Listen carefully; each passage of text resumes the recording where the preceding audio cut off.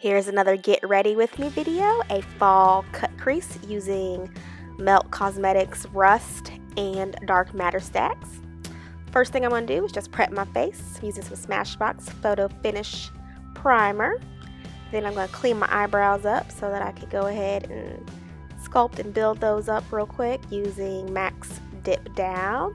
This is one of my favorite products to use on my eyebrows. I have purchased some Anastasia Beverly Hills stuff, but have not gotten around to using it on camera, but all in due time. Now I'm going to go on and finish correcting those eyebrows and cleaning them up using some LA Pro concealer. Super easy and pretty much self-explanatory. So I had a lot of fun doing this cut crease, and I'm going to try to experiment more, trying to do different colors, because you know what? I do not see cut creases done on YouTube very often with my eye shape. So if you have large protruding eyes like myself, then this channel will hopefully give you some ideas. So I'm going to go ahead and prime my eyelids using some Urban Decay, the Potion Primer. I love this stuff, can't get enough of it. It's just too expensive. Don't make no sense to me. So after I finish priming my eyelids and blending that on out, I'm going to go ahead and start to put on my base, kind of like my base color, I guess you could say, kind of set everything into place.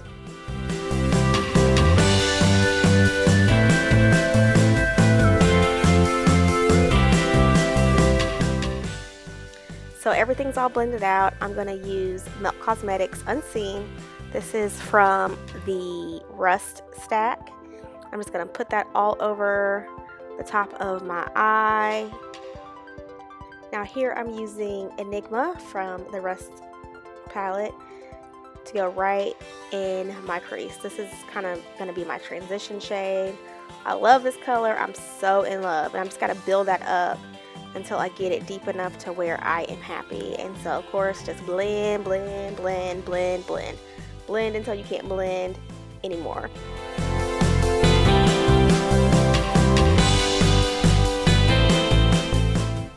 Now I'm taking Rot from the Rust stack as well and using that to go into my crease to kind of start the cut on the cut crease. And I'm just going to take that and just cut it in. I'm using an angled brush, and I'm going to go across my whole eyelid, and not necessarily my eyelid, but into my crease with that. And then once I have put that, I'm just going to blend it out like so. And here's me blending and blending and blending some more. I think a cut crease, you have to blend the most, and you have to be so accurate when you're blending that for me, I have to use small blending brushes. This is what has helped me to finally be able to accomplish this look.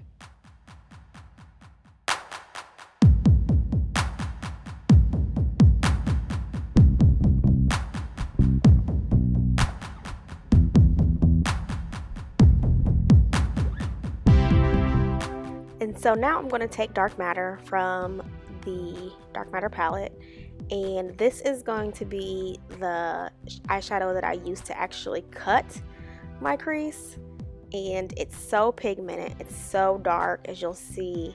And I'm also using another angled brush to get that strong cut in my crease. And it's so dark, it's so pigmented. And then of course, after you've placed it, you've got to blend, blend, blend. And once again, here I am blending, and I'm actually using a pencil brush to blend this out because I couldn't really blend it with that angled brush that I had first applied it with.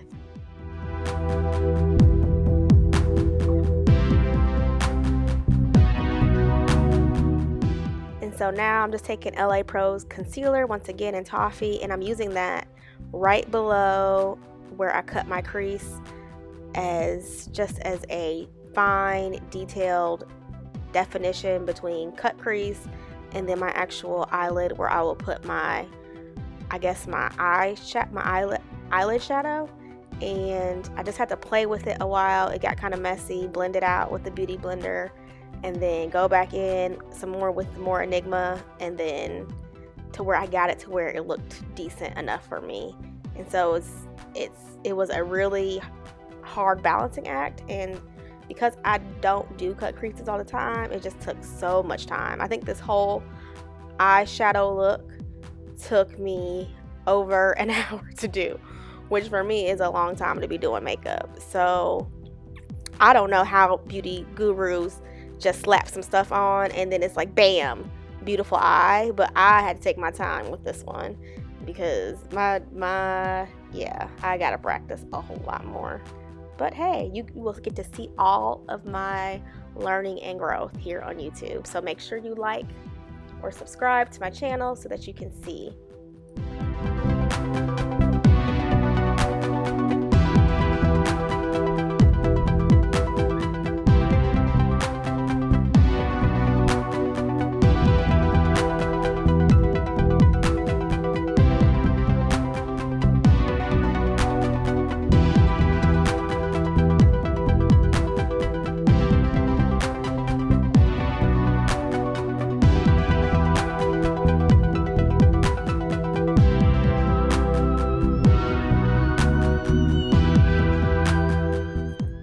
So I chose for the actual eyelid color, it is from the Fergie collection, Wet n Wild. It is the glittery orange one. They have a matte orange one in that same little it's like a quad compact, and I am using the glittery orange one because I wanted a little bit of a shimmer too.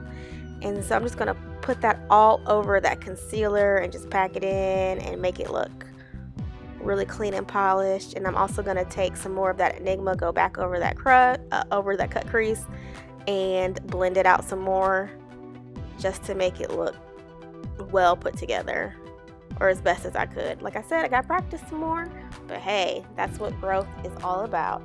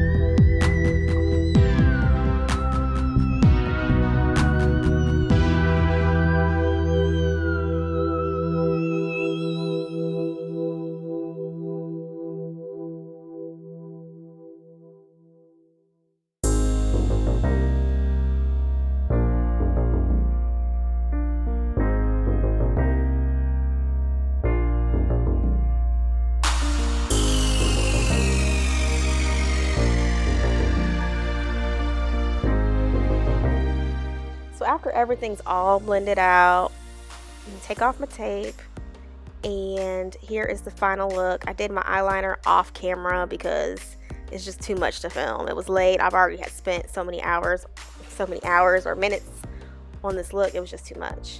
And so I used that color right there from the BH Cosmetics Fall Festival palette to do my highlight on my brow bone. And right at this point, I was still looking like extra dramatic or extra. It was so much. And I told my friend I'm like a drag queen, but she's like, hey, they're the ones that put the cut crease on the map. So I think I accomplished that look. I got that together. So of course, moving on to foundation, I have to color correct all the dark spots and blend that out with my Real Techniques. It's not a beauty blender, but my Real Techniques sponge. I love it. It's super, actually I think I might like it more than a beauty blender. I go back and forth all the time because this one is it just doesn't soak up the product like the beauty blender does, and it cleans a whole lot easier. So now I'm going to use Chestnut and Walnut for my foundation. Chestnut is going under my eye, bridge of my nose, and on my chin, and on my forehead. And Walnut is going to go in the surrounding outer perimeter of my face, just to kind of give me a natural, I guess, highlight. And just blending it out with my beauty blender all over. Blend, blend, blend, so you can't blend no more.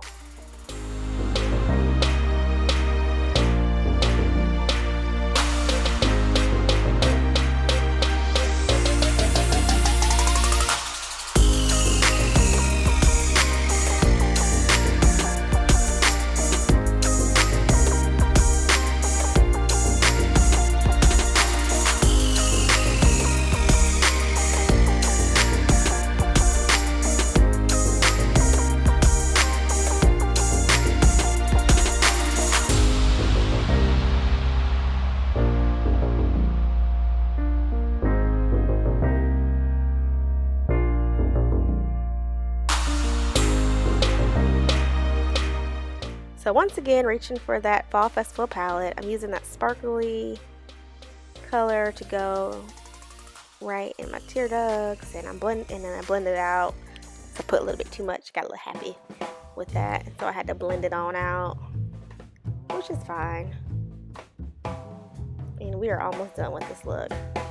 So then I had to just smoke out my lower lash line just to give a really good, a really complete look. And so I used the Enigma and I used the Dark Matter once again to smoke out that lower lash line and to give it a more cohesive look.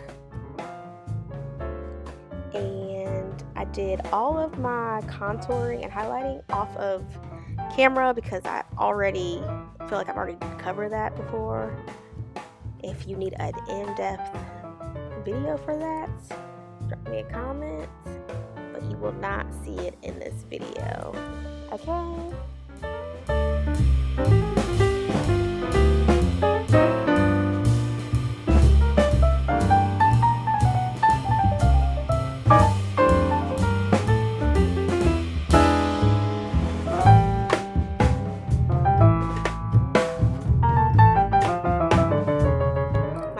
Very self-explanatory. Just a couple coats on the top, couple coats on the bottom, and you're done. Blam. There we go. And I don't know why it looks like the side of my face is not blended out on this portion, but I'm sure I got that together somewhere.